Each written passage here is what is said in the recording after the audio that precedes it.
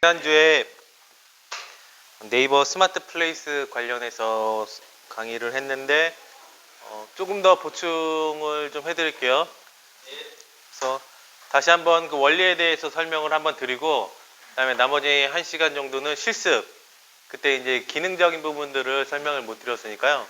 그 부분을 좀 설명을 좀 드리도록 하겠습니다. 그래서 스마트 플레이스는 이 세 가지 축에서 봐야 된다고 했잖아요. 세 가지. 그럼 네이버 플랫폼 축에서 보면은 어떤 관점에서 봐야 될까요? 네이버. 그러니까 네이버 내가 플레이스 개발자라고 하면 가장 만족스러운 플레이스를 보여줘야 돼, 고객들한테.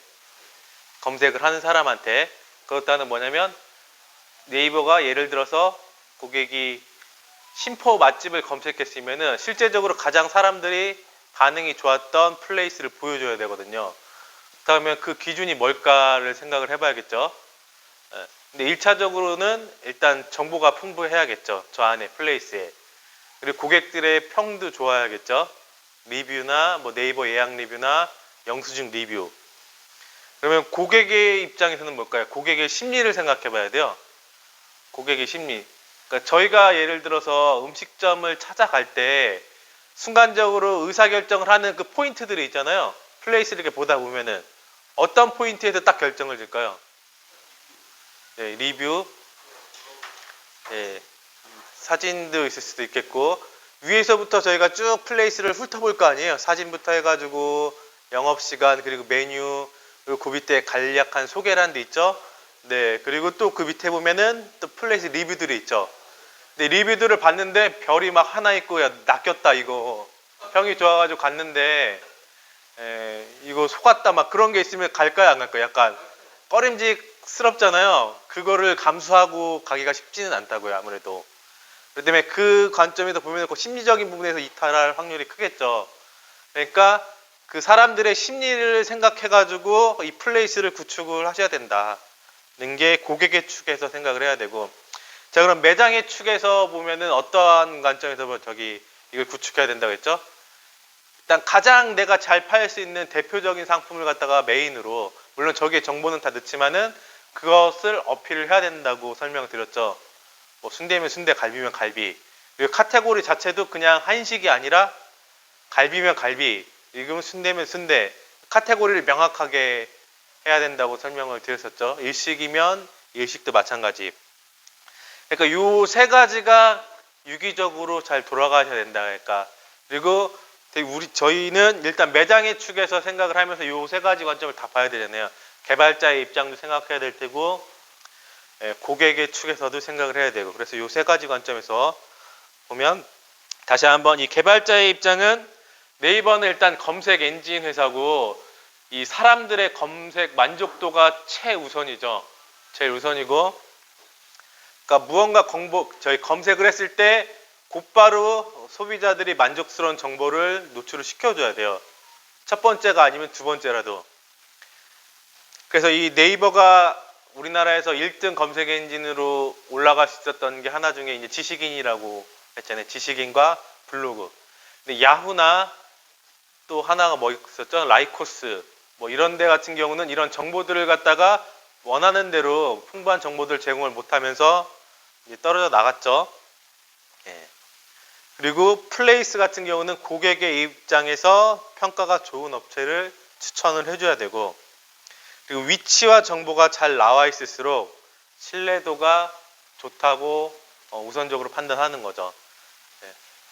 그리고 그때 수업 때는 설명을 못 드렸지만은 이게 이제 이 네이버 플레이스를 개발한 사람의 특허 자료를 한번 보게 됐는데, 특히 이 스마트폰에서 이 네이버뿐만 아니라 스마트폰에서 이 사람이 우리 매장의 위치를 찍어서 SNS, 인스타그램에 올리거나 페이스북에 올리거나 아니면 체크인을 했을 때 페이스북으로 했을 때 인기가 있는 업체라고 판단을 해서 그것도 가산점을 준다는 거죠. 플레이스뿐만 아니라. 왜냐면 이 통신 자료들을 갖다가 네이버도 어차피 같은 플랫폼 회사이기 때문에 다 받을 수가 있는 거죠. 예. 그러니까 그런 관점에서 다 봐야 되는 거고, 이 뒤에 잠깐 설명드렸지만 그러려면은 이 두 가지 최적화 기준으로 봐야 된다고 했잖아요. 내부 최적화. 내부 최적화라는 건 이 플랫폼, 이 네이버에 관련된 채널들을 잘 구축을 해야 되는 거고, 외부 최적화는 아까 얘기한 대로 인스타그램이나 페이스북, 그 네이버 외의 채널들을 잘 구축을 해서 결국에는 이 네이버 쪽으로 유입이 되도록 이렇게 만들어야 된다는 거죠. 저는 고객의 축에서 보는 거죠. 고객의 축에서. 자, 음식점을 저희가 검색을 할 때 즉흥적으로 검색하는 식당이 있고 아니면 조금 더 신중하게 찾는 식당이 있죠. 네, 좀 파인다이닝급 고급 레스토랑 같은 경우는 쉽게 결정하기가 쉽지 않죠. 왜냐면 또 고가이기도 하고 1인분에 뭐 백단가가 막 5만, 6만, 10만 원까지 간다고 하면 이게 즉흥적으로 검색해서 가기 쉽지는 않단 말이죠. 네, 그렇다고 하면 우리 고객은 즉흥적으로 검색하는 사람일까 아니면 신중하게 검색하는 사람일까 또 보셔야 되는 거죠. 신풍적이지 않다고 하면 플레이스뿐만이 아니라 사람들이 블로그까지도 훑어보고 다른 리뷰들을 굉장히 많이 살펴본다고요. 예. 근데 그런 비중이 아니라고 하면은 조금 더 플레이스를 더 구축을 좀 잘 해야 되는 거죠.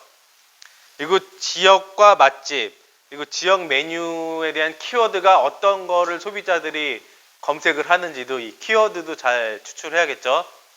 그래서 그때 저희가 신포순대 같은 경우는 어떤 키워드를 쭉 추출하라고 했죠? 신포 닭강정 우회적인 거고 이 플레이스에서 플레이스. 네, 신포시장 맛집이나 인천 신포인보시장 뭐 신포순대 맛집 이렇게 됐고 사랑방 같은 경우는 네, 방배역이나 아니면 조금 더 약간 거기가 특성 상권이 거기는 인터넷 자체를 많이 안 하시는 분들이 밀집되어 있는 곳이긴 해요. 그러니까 조금 더 확장 개념으로 보긴 해야겠죠. 네. 그리고 이 플레이스에는 좀 더 전문적인 정보들을 담으셔야 된다. 그냥 맛있다가 아니라.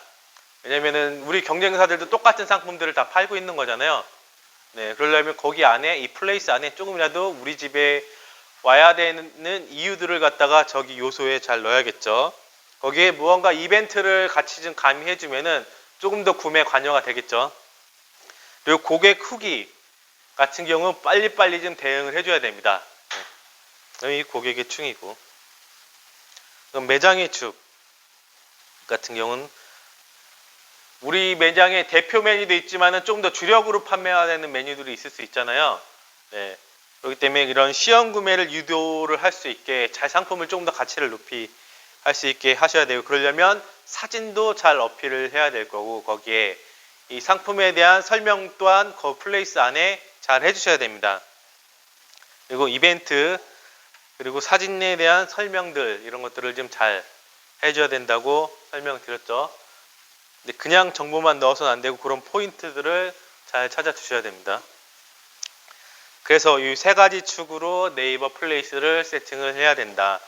네이버의 입장도 생각을 해서 그리고 고객의 입장에서 고객들이 어떠한 심리로 결정을 하는지 그런 심리적으로 판단을 해줘야 되는 거죠.